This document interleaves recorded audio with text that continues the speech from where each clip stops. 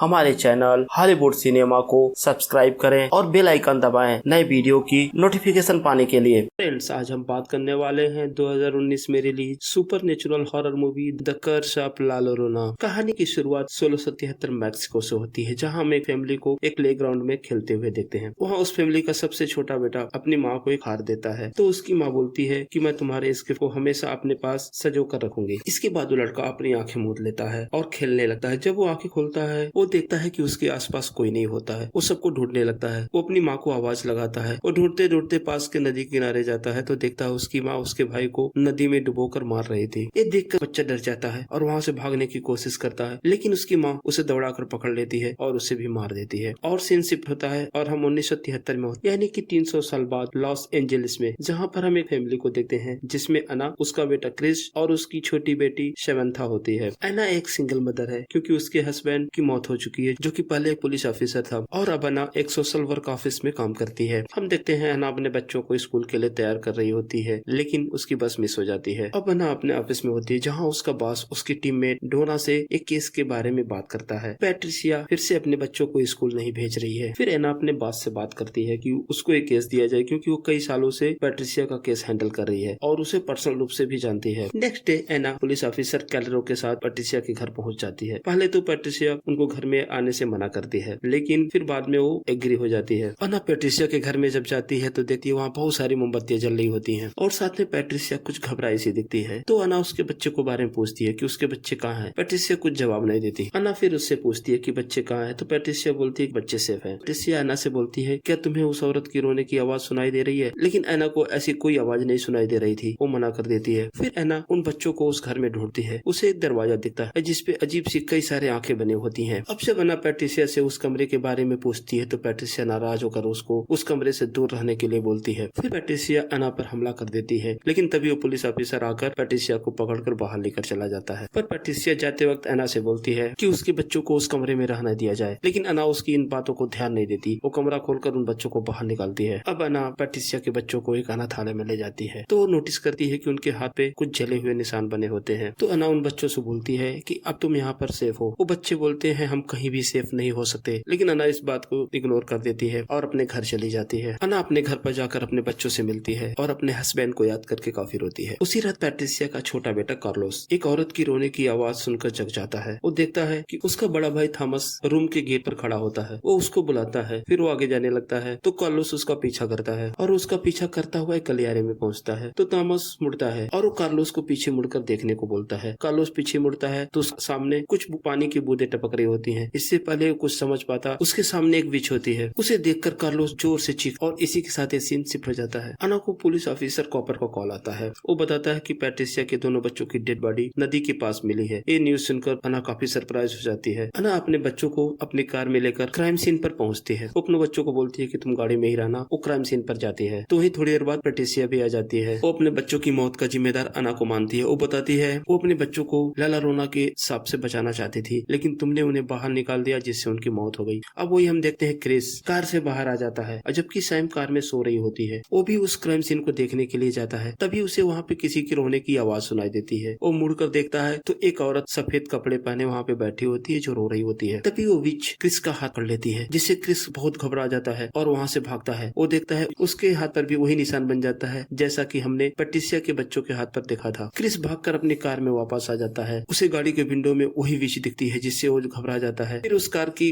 खिड़कियां अपने आप खुलने लगती हैं। सैम उन्हें बंद करने की कोशिश करता है, लेकिन तभी अना वहाँ आ जाती है और फिर वो अपने बच्चों के साथ वापस घर चली जाती है। नेक्स्ट डे अना चर्च जाती है, तो देखती है वहाँ पर एक रिचुअल चल रहा होता है। वो फादर पेरेज से मिलती है, तो फादर पेरेज अना को समझाते हैं कि वहाँ क्या चल रहा होता है। फिर अना फादर से ला llorona के बारे में पूछती है, तो फादर उसे एक कहानी सुनाते हैं। अपने गाँव की सबसे खूबसूरत औरत थी। एक दिन उसकी मुलाकात एक अमीर आदमी से हुई, जो कहीं बाहर से आया हुआ था। उन दोनों में प्यार हो गया। फिर उन दोनों ने शादी कर ली, जिससे उनके 2 बेटे थे। उसकी एक हैप्पी फैमिली थी। एक दिन ला llorona ने अपने हस्बैंड को किसी दूसरी औरत के बाहों में देखा, जिसे देखकर वो काफी गुस्सा हो गई और वो अपने हस्बैंड से बदला लेने के लिए अपने दोनों बेटों को मार दिया। मारने के बाद जब उसका गुस्सा शांत हुआ तो काफी पछताने लगी। वो सोचने लगी कि उसने क्या कर दिया, उसने अपने ही बेटों को मार दिया। वो काफी दुखी हुई और इस दुख के कारण उसी नदी में छलांग लगाकर उसने अपनी जान दे दी। और तब से की आत्मा दूसरों के बच्चों को मारती है, ये सोचकर कि इससे उसके बच्चे जिंदा हो जाएंगे। वहीं दूसरी तरफ सैम, जो अपने घर के के बाहर एक पारदर्शी अम्ब्रेला के साथ खेल रही होती है। जैसे ही अम्ब्रेला खोलती है उसके सामने ला लोरेना दिखती है और जैसे ही अम्ब्रेला बंद करती है ला लोरेना गायब हो जाती है। फिर थोड़ी देर बाद एक तेज हवा का झोंका आता है और सैम के हाथ से अम्ब्रेला छूट जाता है और छूट कर जाकर उसके स्विमिंग पूल में गिर जाता है। जैसे ही सैम उस अम्ब्रेला को स्विमिंग पूल से निकालने जाती है ला लोरेना के बीच आ जाती है जो उसके हाथ को पकड़ लेती है, जिससे सैम के हाथों पर भी वही सेम निशान बन जाता है जो क्रिस के हाथ पर था। अब जब अना अपने घर वापस आती है तो सैम के हाथों में निशान देखकर उससे पूछती है कि निशान उसे कैसे लगे, तो सैम झूठ बोलती है। वो बोलती है कि मैं गिर गई जिससे उसके हाथों पर ये निशान बन गए। अब रात में जब एना अपने बेडरूम में बैठकर एक केस के फोटोग्राफ देख रही होती है तभी उसे कुछ आवाज सुनाई देती है। वो जाकर देखती है कि एक कमरे का दरवाजा अपने आप खुला और बंद हो रहा था। वो कमरे के अंदर जाती है, देखती है वहाँ कोई नहीं होता है। फिर वो दूसरे कमरे में जाती है, वहाँ वो देखती है कि घर के बाहर मेन डोर उसका बेटा क्रिस खड़ा होता है। फिर अना उसके पास जाती है तो देखती है वो नींद में होता है। जैसे ही अना अपने घर का मेन डोर बंद करना चाहती है तेज आवाज के साथ वो दरवाजा अपने आप खुल जाता है। फिर अना उसे बंद करती है और वो देखती है उसका बेटा वहीं पे गिर जाता है। वो क्रिस को उठाती है और उसके बेडरूम में ले जाकर सुला देती है। जब एना अपने कमरे में वापस जाती है तो उसके कमरे की लाइट अपने आप बंद हो जाती है। वो देखती है कि उसके केस की फाइल्स के फोटोग्राफ्स पूरे जमीन पर बिखरे पड़े थे और तभी सैम के कमरे का दरवाजा अपने आप खुल जाता है और वो डोर में लगे मिरर में देखती है ला लोरेना का विच। और तभी ये दरवाजा अपने आप बंद हो जाता है। अना आगे बढ़ती है लेकिन तभी ला लोरेना उसके सामने आकर खड़ी हो जाती है। एना उसको उसके घर से बाहर जाने के लिए बोलती है कि तुम यहाँ से चले जाओ, लेकिन तभी ला लोरेना के बीच उस पर हमला कर देती है। एना के दोनों बच्चे वहाँ आ जाते हैं। ला लोरेना वहाँ से गायब हो जाती है। बच्चे काफी डरे होते हैं। वो अपने बच्चों को अपने कमरे में ले जाकर सुला देती है और खुद बैठकर पूरी रात गुजारती है। नेक्स्ट डे एना पैट्रिसिया से मिलने जेल में जाती है, लेकिन पैट्रिसिया अभी भी एना से काफी गुस्सा होती है। पैट्रिसिया एना से बोलती है कि क्या तुमने कभी उस विच की रोने की आवाज सुनी है, क्या उसके आंसुओं की चुभन तुमने महसूस की है। और वो एना से बताती है कि मैंने अपने बच्चों की आत्मा मुक्ति के लिए कोई प्रार्थना नहीं की, मैंने प्रार्थना उस विच से की ताकि वो तुम्हारे बच्चों को भी ले जाए। उसकी बातें सुनकर एना आप काफी डर जाती है। वहीं दूसरी तरफ क्रिस अपने कमरे में बैठा होता है तो उसे सैम के कमरे से कुछ आवाज आती है। वो जाकर देख तो सैम के कमरे की एक विंडो खुली होती है। जैसे ही क्रिस उस विंडो को बंद करने जाता है वो विंडो तेजी से खुल जाती है। झटका खाकर क्रिस दूर जाकर गिरता है और फिर वो विच उस पर हमला कर देती है। अब क्रिस उस कमरे से भागकर बाहर आता है। जैसे उस सीढ़ियों के पास पहुंचता है वो विच उसको धक्का देकर नीचे गिरा देती है, लेकिन तभी एना उस घर में आ जाती है तो विच वहाँ से चली जाती है। अब एना क्रिस से पूछती है कि उसके साथ क्या हुआ, तो क्रिस बताता है कि जब वो अपने कमरे में बैठा था तो सैम के कमरे से कुछ ही के रोने की आवाज आई। जब मैं वहाँ गया तो वहाँ एक औरत थी जिसने सफेद कपड़े पहन रखे थे और वहीं दूसरी तरफ सैम अकेले बाथरूम में नहा रही होती है। तभी वहाँ विच आ जाती है और उसको टब में डुबाकर मारने की कोशिश करती है। सैम की आवाज सुनकर अना और क्रिस दौड़ते हुए बाथरूम में जाते हैं। अना जैसे ही सैम को टब से बाहर खींचती है वो विच अना पर भी हमला कर देती है, उसका हाथ पकड़ लेती है और जिससे अना के हाथ पर भी वही निशान बन जाते हैं जो क्रिस और सैम के हाथों पर थे। अना आप समझ चुकी थी कि उसकी और उसके बच्चों की जान खतरे में है। फादर से मिलने चर्च जाती है। फादर उससे बताते हैं कि उसकी समस्या का समाधान चर्च के पास तो है, लेकिन ये प्रोसेस काफी लंबा है और अप्रूवल लेने में काफी टाइम लगेगा। तो फादर अन्ना को राफेल नाम के एक आदमी के बारे में बताते हैं। वो बताते हैं कि पहले वो भी इस चर्च में प्रेस्ट था, लेकिन कुछ वजहों से उसने ये काम छोड़ दिया। अब वो चर्च के लिए काम नहीं करता, लेकिन वो तुम्हारी मदद कर सकता है। अब अन्ना अपने बच्चों के साथ राफेल की दुकान पर जाती है और उससे हेल्प मांगती है। पहले तो राफेल उनकी मदद करने से मना कर देता है, लेकिन जब सैम रिक्वेस्ट करती है तो फिर वो मान जाता है। अब राफेल रिचुअल के लिए कुछ सामग्री लेकर एना के घर जाता है। वो साथ में उस विच के आंसू और फायर ट्री के बीज और फायर ट्री के लकड़ी से बना हुआ एक क्रॉस लेकर जाता है। जब वो घर पहुंचता है तो सबके हाथों में एक अंडा देता है और बोलता है कि पूरे घर की दीवारों पर घुमाकर इसे ले आओ। पहले तो अना उसके बच्चों को ये बड़ा अजीब लगता है। जब वो लोग वापस आते हैं तो जब अना राफेल से इस विधि के बारे में पूछती है तो बताता है इससे हम पता कर सकते हैं कि इस घर में कितनी ताकतवर आत्मा है भी और कोई आत्मा है भी या नहीं। हालांकि एना को उसकी इन सब बातों पे विश्वास नहीं होता। फिर राफेल उसके सामने अंडे को तोड़ता है। अंडों से पूरा काला पदार्थ निकलता है। यह देखकर वो समझ जाता है कि इस घर में किसी ताकतवर आत्मा का श्राप है। फिर राफेल उन्हें बताता है कि ला लोरेना ने जब अपने बच्चों को मारा था उसके आसपास सब तरफ फायर ट्री के पेड़ थे और लोगों का कहना है कि वो पेड़ उसके उस गुनाह के गवाह हैं, इसलिए वो विच उस पेड़ से बने किसी भी चीज से दूर रहती है। और राफेल अन्ना के घर के हर विंडो और डोर के सामने फायर ट्री के बीज फैलाने लगता है ताकि वो विच अंदर आ न सके, लेकिन उसे नहीं पता था कि वो विच पहले से उस घर में थी। राफेल अन्ना और उसके बच्चों को मोमबत्तियों के बीच में बैठा देता है ताकि वो उस विच से उनकी रक्षा कर सके, लेकिन कहते हैं कि हर शैतान रात में बहुत ताकतवर हो जाता है। फिर थोड़ी देर बाद एक तेज चीख आती है और उसके साथ एक तेज हवा का झोंका और सारी की सारी मोमबत्तियां एक साथ बुझ जाती हैं। तो विच अन्ना को उठाकर दूर फेंक देती है। ये सब देख सैम और क्रिस डरकर एक टेबल के नीचे छुप जाते हैं। वो विच उन पर हमला कर देती है। वो क्रिस को पकड़कर घर से बाहर खींचती हुई ले आती है, लेकिन तभी राफेल क्रिस का हाथ पकड़ पकड़ लेता है और अपने हाथ में रखी उस शीशी जिसमें उसके आंसू थे वो उसके ऊपर फेंक देता है, जिससे वो जलने लगती है और वो घर से बाहर चली जाती है। अब राफेल फिर से मेन डोर को बंद करता है और वहाँ पे बहुत सारे उस फायर ट्री के बीच बिखेर देता है ताकि वो विच दोबारा उस घर के अंदर ना आ सके। लेकिन तभी क्रिस को याद आता है कि उसके घर के पीछे का दरवाजा तो खुला है। वो सब दौड़कर जाते हैं, उस दरवाजे को बंद करते हैं। इधर सैम देखती है कि उसकी डॉल घर के बाहर रह गई है। वो दरवाजा खोलकर बिना लाइन को तोड़े उस डॉल को खींचने की कोशिश करती है, लेकिन जब वो डॉल को खींचती है तो बीजों से बनी लाइन टूट जाती है। तभी वो विच सैम को बाहर खींच लेती है। अना उसको देखती है, उसका पीछा करते हुए जाती है। वो देखती है कि सैम की डॉल स्विमिंग पूल में तैर रही होती है। वो समझ जाती है वो विच सैम को उस स्विमिंग पूल में ले गई है। वो कूद जाती है। वो अंदर जाती है तो देखती है विच वहाँ पे होती है। वो विच एना पर हमला कर देती है, लेकिन तभी राफेल उन पवित्र बीजों को पुल के अंदर डालता है और प्रे करना शुरू कर देता है, जिससे पुल का पानी पवित्र हो जाता है और विच को वहाँ से जाना पड़ता है, जिससे अना और सैम की जान बच जाती है। लेकिन इन सब के बीच में उस विच ला llorona का नेकलेस अना के हाथ में आ जाता है। ये वही नेकलेस होता है जो आज से 300 साल पहले उसके बेटे ने उसको दिया था। राफेल बच्चों को लेकर अंदर जाता है, लेकिन सैम अब पोसेस्ड हो चुकी थी। वो बार बार बाहर जाने की कोशिश करती है, इसलिए एना अपने दोनों बच्चों को एक अलमीरा में बंद कर देती है ताकि वो सुरक्षित रहे। लेकिन थोड़ी देर बाद पैट्रिसिया वहाँ आ जाती है। उसके हाथ में गन होता है। वो एना के दोनों बच्चों को अलमीरा से बाहर निकालती है, क्योंकि उसका मानना था कि अगर वो एना के बच्चों को उस विच को दे देगी शायद वो विच उसके बच्चों को छोड़ दे। इसलिए वो फायर ट्री से बनाए हुए उस मेन गेट के निशान को मिटा देती है। अब वो विच घर के अंदर आ जाती है और फिर से वो एना पे हमला कर देती है। उसे उठाकर बेसमेंट में फेंक देती है और वो दरवाजा अपने आप बंद हो जाता है। इसके बाद वो विच सैम और क्रिस के पीछे जाती है। वो दोनों उससे बचने के लिए घर में बने अटारी के ऊपर चढ़ जाते हैं, लेकिन ला llorona की विच उस अटारी पर भी पहुंच जाती है। अब वो सैम और क्रिस के पास पहुंचने वाली थी, लेकिन तभी क्रिस अपनी माँ से लिया हुआ वो प्लेट बाहर निकालता है और उसको दिखाता है। तो एक क्षण के लिए ला llorona अपने पुराने रूप में आ जाती है। वो क्रिस के चेहरे पर हाथ फेरती है प्यार से, और दूसरी तरफ हम देखते हैं पैट्रिसिया अब समझ चुकी होती है कि वो विच उसके बच्चों को वापस नहीं करेगी। वो उस दरवाजे को खोल देती है जहाँ एना बंद थी। एना वापस अपने बच्चों को बचाने के लिए दौड़कर वहाँ जाती है और वही राफेल भी उस अटारी पर पहुंच जाता है। तभी ला llorona एना पर हमला करती है। वो उसे उठाकर दूर फेंक देती है और राफेल अपने उस क्रॉस की मदद से उसको रोकने की कोशिश करता है, तो विच उसको उठाकर दूर फेंक देती है और वो विच अना और उसके बच्चों पर हमला करने के लिए दौड़ती है। लेकिन तभी राफेल उस क्रॉस को पैरों से सरकाकर अना के पास फेंक देता है और अना उस क्रॉस को उस विच के सीने में मारती है और इसी के साथ उस बुरी आत्मा का अंत हो जाता है। नेक्स्ट मॉर्निंग हम देखते हैं राफेल वहाँ से जा रहा होता है, तो अना और उसके बच्चे उसको थैंक्स बोलते हैं, क्योंकि राफेल ही वो इंसान है जिसने उनकी जान बचाई। अब क्रिस और सैम वापस घर में दौड़कर खेलने के लिए जाते हैं। इधर एना जैसे ही अपने घर की तरफ मुड़ती है तो सड़क पर उसे थोड़ा सा पानी दिखता है। उसे एहसास होता है कि ये जैसे उस विच के आंसू। और इसी के साथ फ्रेंड्स ये मूवी यहीं पर समाप्त हो जाती है। फ्रेंड्स कमेंट सेक्शन में हमें जरूर बताएं ये मूवी आपको कैसी लगी, और अगर हमारे चैनल पर नए हैं तो प्लीज इसे सब्सक्राइब करें। धन्यवाद।